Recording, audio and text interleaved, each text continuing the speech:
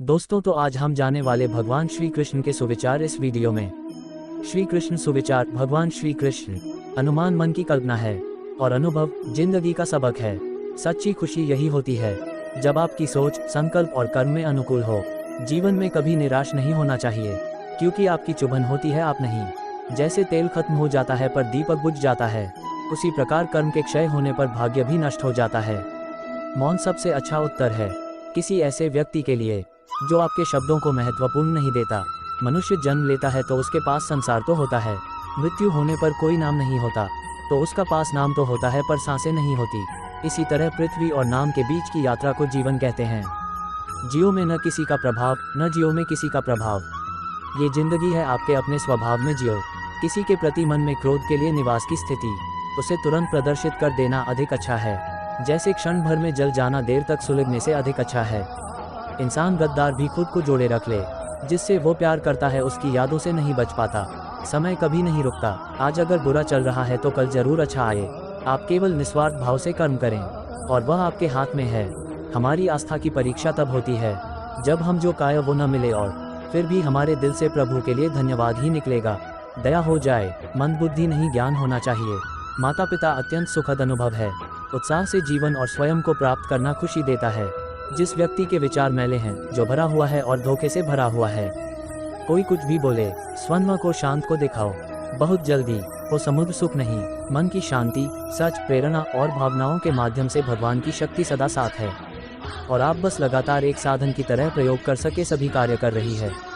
तुम उसके लिए शोक करो हो जो शोक करने योग्य नहीं है और फिर भी ज्ञान की बातें करते हो। बुद्धिमान व्यक्ति जीवित नहीं है और मृत व्यक्ति के लिए शोक मत करो। तुम अपनी पीड़ा के लिए दुनिया को दोष मत दो, अपने मन को समझाओ, फिर मन का बदलाव ही दुखों का अंत है। यदि आप अपना कल्याण करना चाहते हैं तो सभी प्रकार के उपदेशों, सभी धर्मों को छोड़कर मेरी शरण में आ जाओ, मैं मुक्ति प्रदान करूंगा। सुख दुख का आना जाना भाप गर्मी के आने जाने के जैसा ही है। उदाहरण के लिए सहन करना सीखना ही है। धर्म जो भी हो, अच्छा इंसान बनो, खाता हमारे कर्म का होगा, धर्म का नहीं।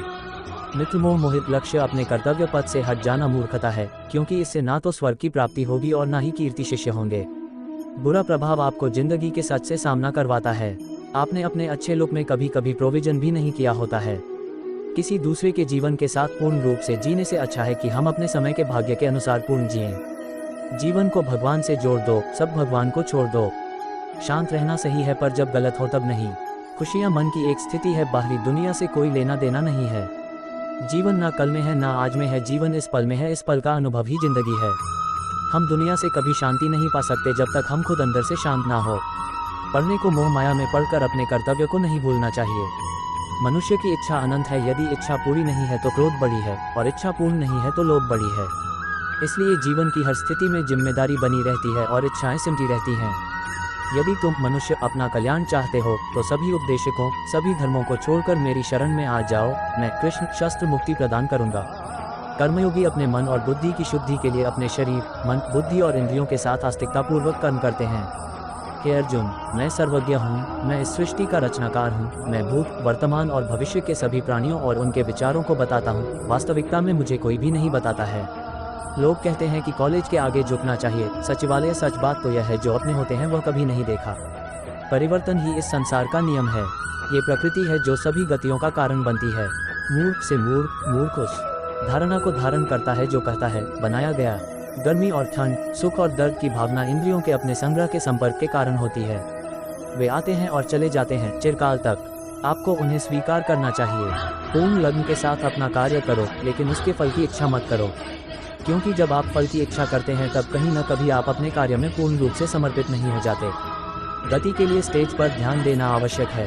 कट्टर प्रगति के लिए हमेशा आचरण पर ही ध्यान देना चाहिए। प्रकृति द्वारा निर्धारित कर्तव्य का पालन करने वाले व्यक्ति ने कोई पाप नहीं किया। जिसका मन उसके वश में नहीं है, उसका मन शत्रु के समान है। में वो मूर्ख हैं जो प्रेम को कहते हैं। प्रेम इस दुनिया की जड़ है जो दुनिया बनी है। अपनी इच्छा की शक्ति से अपने आप को नया आकार दें। अपने आप को कभी भी स्व इच्छा से नीचा न दिखाएं। बुद्धिजीवी अपने निजी को बनाए रखते हैं और कर्म के फल के प्रति आस्था को त्याग देते हैं। मनुष्य अपने विश्वास से निर्मित होता है। जैसा वह विश्वास करता है वैसा ही आदर्श बन जाता है। मन चंचल होता है, यहीं इधर उधर भागता है और किसी भी कार्य की एकाग्रता का शिष्य होता है। लेकिन अगर यह व्यक्ति के वश में हो जाए तो इसका कोई अच्छा दोस्त नहीं है। मन को एकाग्र करना जरूरी है, बस प्रयास और अभ्यास की।